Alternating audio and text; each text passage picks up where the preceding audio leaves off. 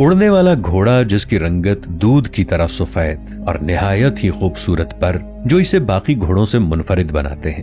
یہ اڑنے والے گھوڑے حضرت سلیمان علیہ السلام کے عظیم لشکر کا حصہ تھے جو لشکر کی طاقت میں اضافہ کرتے تھے، لیکن حضرت سلیمان علیہ السلام نے ان گھوڑوں کے پر کیوں کاٹ دیے؟ دوستو، ویڈیو میں آگے بڑھنے سے پہلے پاکستان کے سب سے بڑے scientific channel if T V کو سبسکرائب کر لیں اور ساتھ موجود بیل آئیکن کو ضرور پریس کر لیں تاکہ ہماری آنے والی ویڈیوز آپ تک بر وقت پہنچتی رہیں۔ پرانے وقتوں میں گھوڑے بہت اہمیت رکھتے تھے کیونکہ یہ سواری کرنے اور جنگوں میں استعمال ہوتے تھے۔ جب لوگ گھوڑے کی خرید و فروخت کرتے تو اس کے ساتھ خاص کاغذات بھی رکھتے تھے۔ ان کاغذوں میں گھوڑے کے مالک اور موجودہ مالک، ماں باپ، تاریخ پیدائش اور مکمل شجرہ نسب لکھا ہوتا تھا۔ یہ دستاویزات گھوڑے کے اعلیٰ نسل ہونے کا ثبوت ہوا کرتے تھے۔ ان گھوڑوں کے رہنے کے لیے بڑے بڑے استبل اور دیکھ بھال کے لیے ملازم رکھے جاتے تھے۔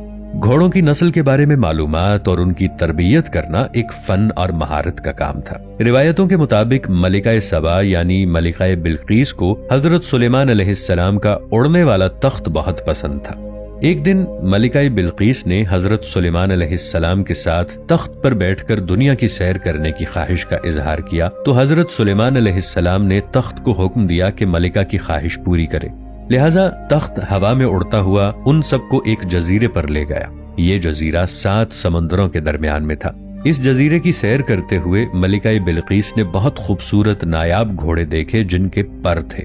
ان گھوڑوں نے جب سلیمان علیہ السلام اور ان کے لشکر کو دیکھا تو ڈر کر اڑ گئے۔ ملکہ اور سلیمان علیہ السلام کو یہ گھوڑے بہت پسند آئے، لیکن اب وہ ان کی پہنچ سے دور جا چکے تھے۔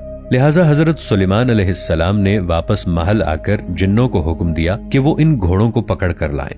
انہوں نے کہا، ہم خشکی کے جن سمندروں اور دریاؤں پر اختیار نہیں رکھتے۔ وہ گھوڑے سمندروں میں جا کر چھپ گئے ہیں، ان گھوڑوں کو سمندری جن ہی واپس لا سکتے ہیں۔ حضرت سلیمان علیہ السلام نے پوچھا، تو وہ جن کہاں ہے؟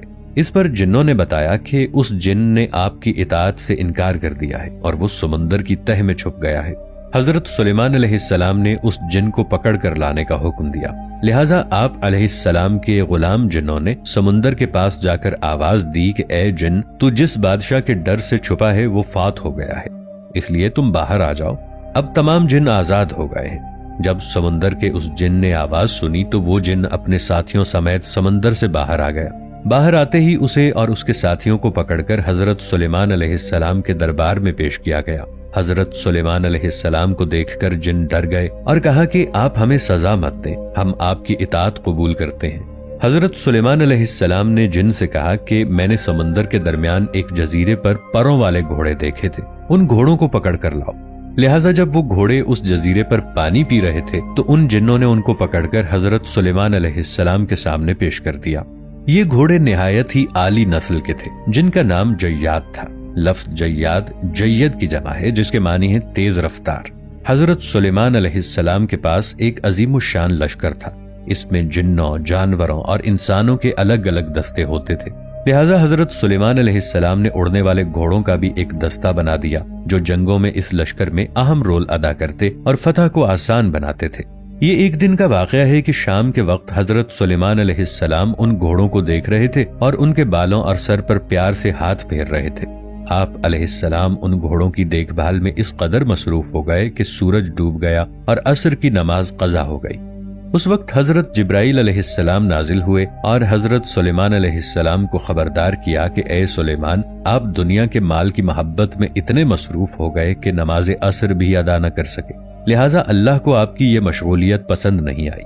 حضرت سلیمان علیہ السلام نے اللہ سے توبہ کی اور سجدے میں گر کر دیر تک روتے رہے اور فرمایا کہ اس چیز نے مجھے اللہ کی یاد سے غافل کر دیا تو میں ایسی چیز نہیں رکھوں گا۔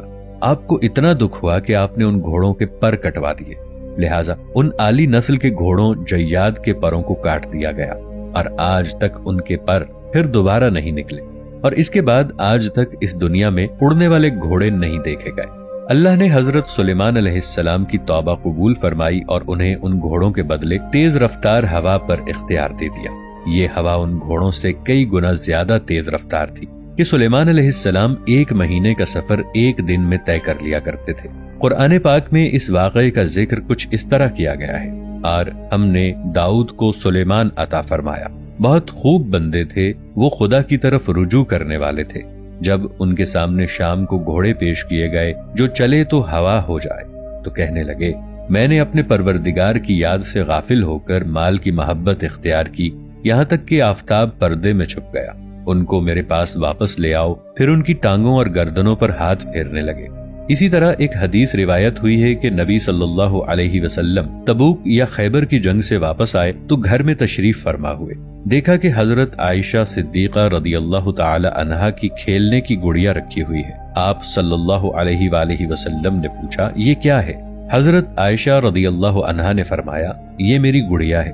تو آپ صلی اللہ علیہ وآلہ وسلم نے پوچھا یہ اس کے بیچ کیا بنا ہوا ہے؟ تو عائشہ رضی اللہ تعالی عنہا نے کہا کہ یہ گھوڑا اور اس کے پر بنے ہوئے ہیں، اور کہا کہ کیا آپ نے نہیں سنا کہ حضرت سلیمان علیہ السلام کے پاس پروں والے گھوڑے تھے؟ یہ سن کر نبی کریم صلی اللہ علیہ وآلہ وسلم ہنس دیے، یہاں تک کہ آپ کے آخری دانت دکھائی دینے لگے۔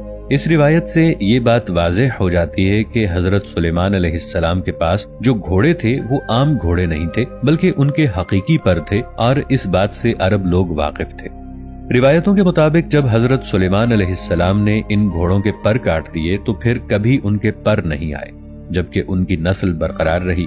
ایک روایت ہے کہ حضرت علی رضی اللہ عنہ کا گھوڑا ذوالجناح بھی انہی گھوڑوں کی نسل میں سے تھا، اور ذوالجناح کا شجرہ نسب حضرت سلیمان علیہ السلام کے گھوڑے سے جا ملتا ہے۔ واللہ عالم۔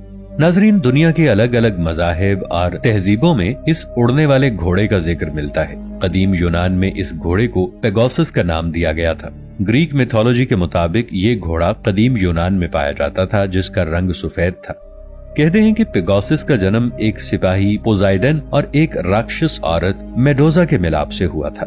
رومن میتھولوجی کے مطابق پیگاسس کو صرف وہی شخص اڑا سکتا ہے جس کا دل صاف اور سچا ہو۔